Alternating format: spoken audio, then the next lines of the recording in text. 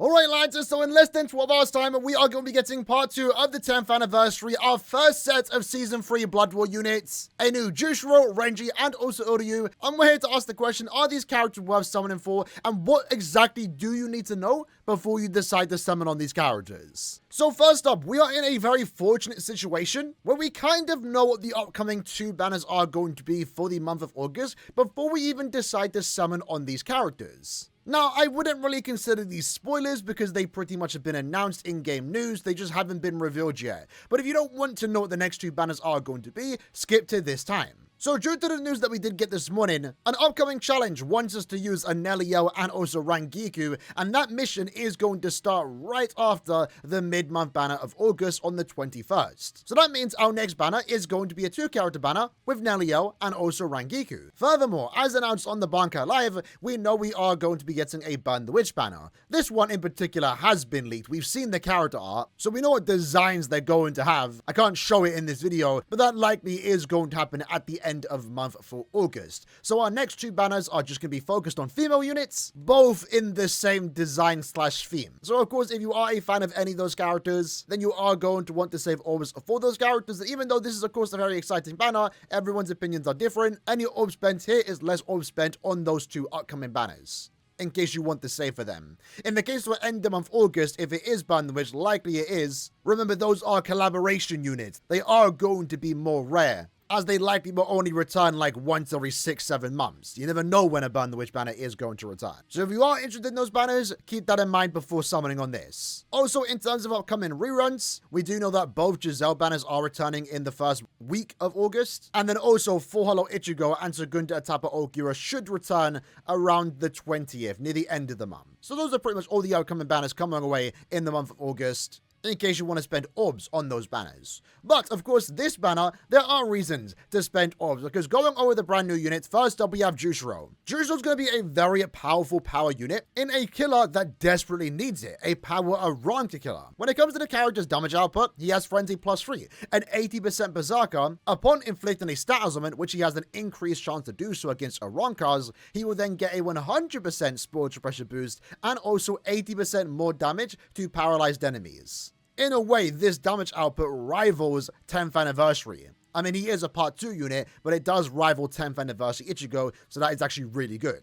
It also gets further increased thanks to his new EX skill, which offers 30% Berserker at max Transcendence. Remember, EX skills multiply with his Berserker, so at max Transcendence he actually has a higher Berserker value, higher than 110%. So damage output with this character is actually very high. His Sobom is also going to hit relatively hard, as he was given Bombardment +1 and an extra 80% Devastation. And then he has some really good nice quality of life skills. Long Stride. He's immune to every stat element at a 200% resistance. He has extra flash steps, so he's surprisingly fast for a character that didn't move too much in the 1000-Year Blood War anime.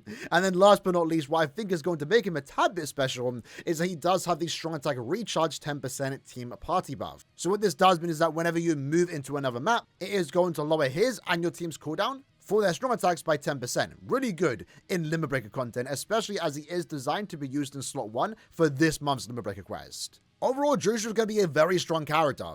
His strong attack kit is also really good too. He has a unique EX attack that does provide crowd control, as it is a tracking vortex. He definitely by no means has the best strong attack kit in the entire game, but it's good enough, especially with all the other great skills that this character does have. We spoke about this character a lot over the last week since he has been announced. There's a lot of praise regarding this unit. Really the only bad thing is the visuals for his strong attack 1 and 2. But in terms of gameplay and the fact that it is Jushiro, he's going to be very fun and a very strong unit, especially when it does come to ranged Aaroniero content, which is what this character is fulfilling for guild quests. If you don't have Jushiro, you're going to be using characters like Zombie Bambietta, and she's not really that good for guild quest content. Jushiro is going to make that guild quest phase significantly easier, while also being a fun character too. Very strong unit, and a surprising unit coming from the second part of the 10th anniversary. But to go alongside him, we also have a new Renji, finally getting redemption after the disappointment that came with his previous unit, as he was a Brave Battle unit. This character though, is best described as a 9th anniversary Kenpachi with a better strong attack kit and a better killer effect, which needless to say means he's an amazing unit. In Renji's case, he's a ranged technique Quincy killer Once more, similar to Jushiro, fulfilling a slot in guild quest that needs it. There aren't that many good ranged Quincy killers, and Renji is easily going to be the best character for that. And the reasons for that are for many reasons. His damage output is also very high, maybe the highest in the game. Frenzy +3, a 60% berserker. Upon inflicting a status on, which in this case, depending on the strong attack, he can inflict Lacerate Plus, or he can inflict Lacerate and also Burn. But when he does inflict a status element, he gets an 80% spiritual pressure boost and then deals 80% more damage to lacerated enemies. But keep in mind, this character's EX skill is more damage to lacerated enemies, capping out at 40% when at special level 5. So the more duplicates you get of this character, of course, as expected, he gets stronger, but the damage he does to lacerated enemies also gets stronger too. Furthermore, if you were to use this character in co-op content or even single player content with teams, any Sniper in the team provides 10% more strong attack damage. So even though his berserker value isn't the highest at 60%, we've seen higher in this anniversary, it can actually go up to 120% in a full lobby of epic raids, for example, if everyone is using a Soul Reaper. So of course, damage there is high, but it gets further increased with his EX skill, because upon using it, it's going to give him an aura, but also boost his spiritual pressure by 100%, allowing him to get a 360% spiritual pressure boost for 10 seconds while that aura is active. So damage output is going to be super high for those 10 seconds, very similar to characters like Fullbring Bankai Ichigo and also 9th Anniversary Kenpachi. Especially when you have a look at the character's strong attack here. He has a very good strong attack 1, a very good strong attack 2, and a very cool, in my opinion, strong attack 3, as it is a 2-stage charge strong attack. Tap it once, it's a normal strong attack 3. Hold it down, then let it go. It's a better strong attack 3, but if you fully charge it, you're able to do ridiculous amount of damage, as that second stage deals more damage. Renji is an exceptional unit, and in my opinion, the standout unit for this banner. And then lastly, for the new character, we have Uyu. He's a ranged normal attack damage character designed for Brave battles, but by no means restricted to just that game mode. His damage output's also really high here at Flurry +3 with a 40% bruiser. Similar to the other characters, this one has the EX skill, where at special move level 5, he increases his bruiser by an additional 30%. Multiplies it by 30%, so it actually gets higher. As a ranged normal attack damage character, he does also have long reach, so he has really good range, good enough damage output in and outside of Brave battles, but of course Brave battles is going to be his bread and butter. Well, right now he is going to be the best Brave battle unit, and it's really due to all the Brave battle skills this character does have. He pretty much has everything. He prevents last ditch survival, he can pierce barriers, he has invincibility while also ignoring invincibility, under half stamina. He decreases the damage he takes by 50%. When this character is defeated, his persistent skill will activate, where he then gets more invincibility for 5 more seconds. But alongside that, he can also ignore other characters' persistent skill. He is now the second character in the Brave Battle meta to have that alongside Mila Rose. And compared to Mila Rose, Oryu's going to kill her significantly faster than any other character in the Brave Battle meta because he is a ranged unit. But also, most importantly, the unique thing about this character is that he can block boosts and debuffs from any character in the meta when you are up against him. So no one is going to be able to boost their stats, no one's going to be able to debuff your team's stats, and then Uryu also does have the opening stat boost, where for the first 10 seconds in Brave battles, he boosts his attack, defense, and focus by 30%. So naturally, this character is going to have more defense, focus, and attack than any character in the meta, while being ranged, while also having Persistence Breaker. It's very likely when this character releases tomorrow, he can solo teams very quickly in a 1v3 situation. It's quite scary in Brave battles how good this character is. Like I said, you're mainly going to be using him in Brave battles, but even outside of Brave battles, you can get a use out of him. Flurry free with a good bruiser value is good enough. For any Quincy or human Senkamon stage where they want you to use no character links, this character is going to be really good to use there. And that's it for the 3 main banner units. Going over the fillers, we first up have Robert. Robert is a ranged normal attack damage character for the ranged Aranka guild quest, so technically would be paired very well with a character like Jushiro. He's a simple unit, he just does really good normal attack damage while boosting everyone's stats. Keep in mind though, because Jushiro is such a powerful character, you might be better off just boosting his damage output with support units than using normal attack damage characters. But if you want to keep your guild quest team simple, that is what Robert is for. And Robert does excel in the extra levels as he is a normal attack damage character.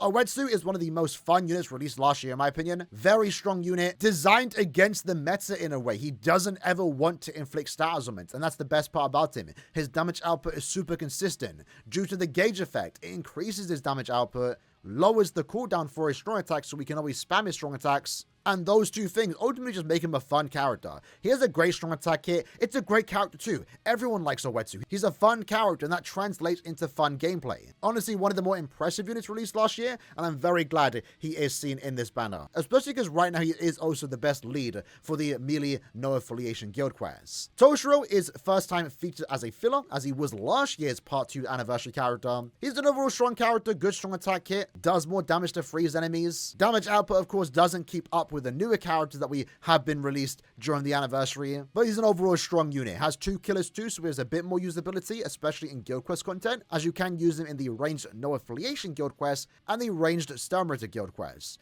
Although keep in mind, at least when it comes to ranged no affiliation guild quests, we are likely to get a new character for that at the end of the month of August. So even though he's the best character right now for a certain guild quest phase, likely he isn't going to hold that title this time next month. Orihime is a Brave Battle character. She is going to very easily be beaten by characters like Mila Rose and also Uryu, as they do have Persistence Breaker. But I feel like the way the Brave Battle meta is going to shift, teams will consist of Uryu and also Mila Rose, and that third character slot really can just be a flexible slot, a character for you to put there if you have them max transcended. So even though she isn't the best character in the Brave Battle meta right now, I feel like you can use her, especially as you will be coming against a lot of R-skins. She'll make for a good character against him. Ichigo's an overall good unit. There isn't really anything he excels in. He has a good strong attack kit, good stat augments, damage output is good. It's not crazy high, but it's good. Makes for a good side in certain guild quest phases. Overall, just a good unit. Byakuya lacks damage, lacks range, really only is a team booster in guild quest content for a character like Uetsu, for example. Bambietta sucks. She was designed for guild quests and her kit is very stationary. It doesn't make for fun gameplay outside of guild quest, despite this character not being given guild quest skills. And in guild quests,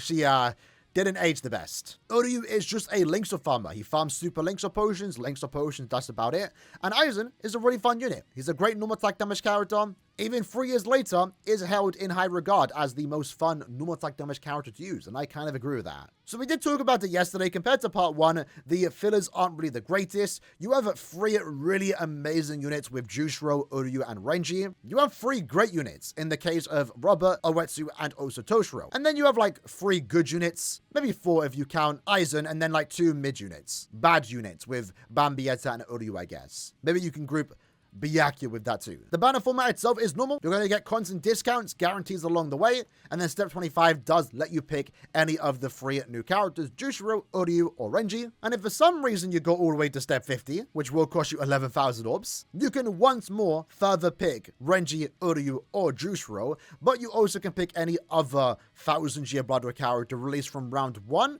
all the way till 9th anniversary part 2, with Soifon, Sajin, and also Toshiro. So that's basically the banner in a nutshell. I think it's a good banner. Definitely could have been better had the fillers been better. Compared to part 1 of the anniversary, these fillers are definitely lacking, but there's some good characters to have here. Renji, Jushiro, and Uryu are amazing units. I'm excited to hopefully try and pull for them. We will be live when this banner does go up, and I'm hoping to get all 3 of them relatively early, and maybe not do 25 steps, because as discussed at the start of the video, there's some exciting banners coming our way, and I do want to save orbs for that banner at the end of the month, this time next month, August end of month. So I think it's worth summoning on. How deep you go ultimately comes down to you, but I do think you want to try at least get 1 copy of all characters here, Uryu, Jushiro, and also Renji. Let me know your summon plan in the comments below, and I'll see you lads next time. Take care and peace.